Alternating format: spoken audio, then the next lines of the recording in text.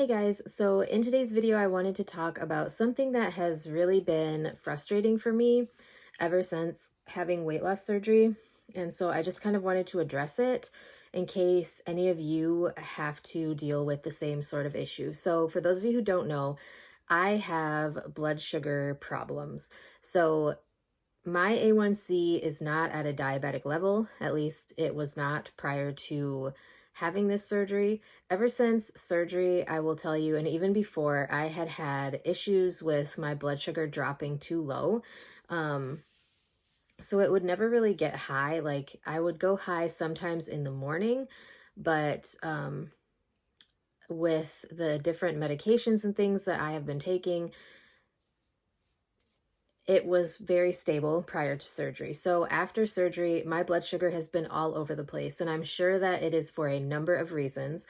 So there are multiple medications that I have to take to control my blood sugar that I am no longer allowed to take um, just because of weight loss surgery. So I have to wait and get approval from doctors in order to, from doctors in my surgeon's office to be able to restart certain medications. So the one constant medication that I have been able to take this entire time has been my seizure medication.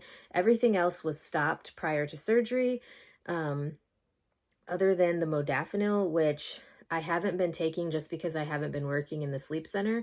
So I have actually felt like I've had more energy since going back to work in the clinic, working urgent care.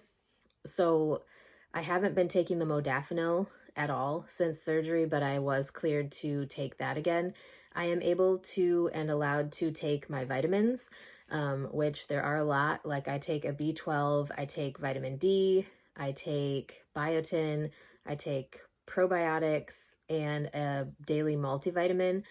Um, so, I mean, if you guys want more information about that, then I can definitely share information about the different vitamins and why they want you to take them. Um, but so I use the Dexcom, and right now my blood sugar is 96. Um, However, like there have been so many times, like even when I was in the hospital after surgery, there were so many times where my blood sugar was crazy. Like there were a few times where it was up to like 300. They were talking about doing insulin. I have kind of talked about that whole situation. Like they were talking about doing insulin and not following like the information that I was giving them. Like their finger stick was off of what, like they wanted to do finger sticks every so often because they didn't trust my Dexcom, because they didn't understand how it works, even though I was trying to explain it to them, that the Dexcom readings are about 15 minutes behind, 15 minutes or so behind an actual finger stick reading. And so, like, they were talking about going and starting insulin, and literally all I was getting was like lactated ringers, which can affect your blood sugar. Just because of what's in a lactated ringer solution, it can affect your blood sugar. Plus, I was not able to eat anything.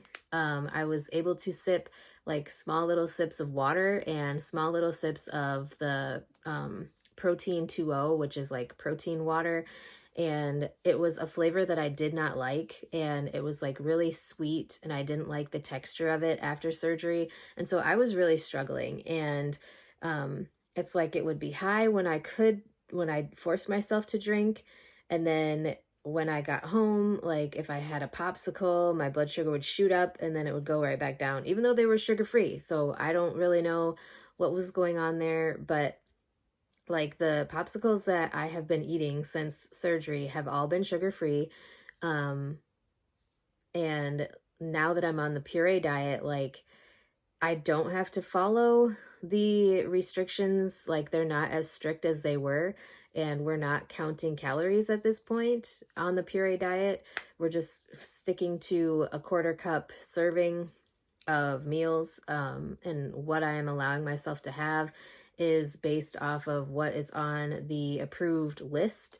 Um, So it's been very frustrating that my blood sugar levels have been all over the place. And I have no clue how bad my A1C is going to be like the next time that they test it, because with things being all over the place, I'm sure that it's going to look horrible.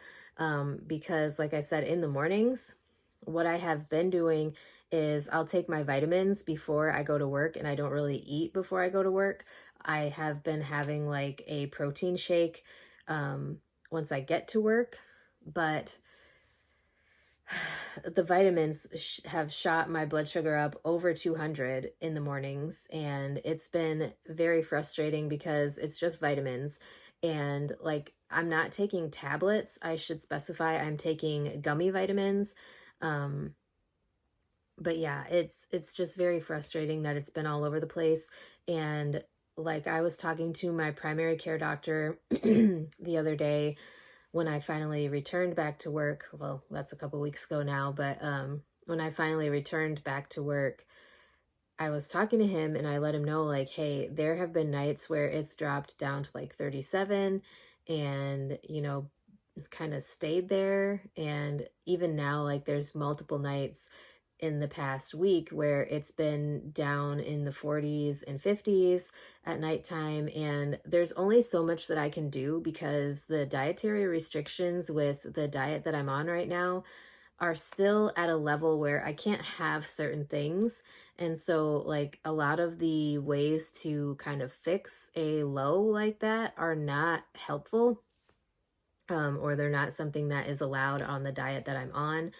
And so it's very frustrating to see that, like, there's not a whole lot that I can do, but it's still continuing to be in a bad zone, is what I'm choosing to call it. Like, it's in a bad area, um, as far as like the blood sugar readings, and it's just very frustrating. So I will say, if you are someone who is either diabetic, pre-diabetic, or who struggles with blood sugar control, um, like I said, my A1C is not in a diabetic range, but my blood sugar is all over the place, and there are reasons for that that I just haven't talked to you guys about yet.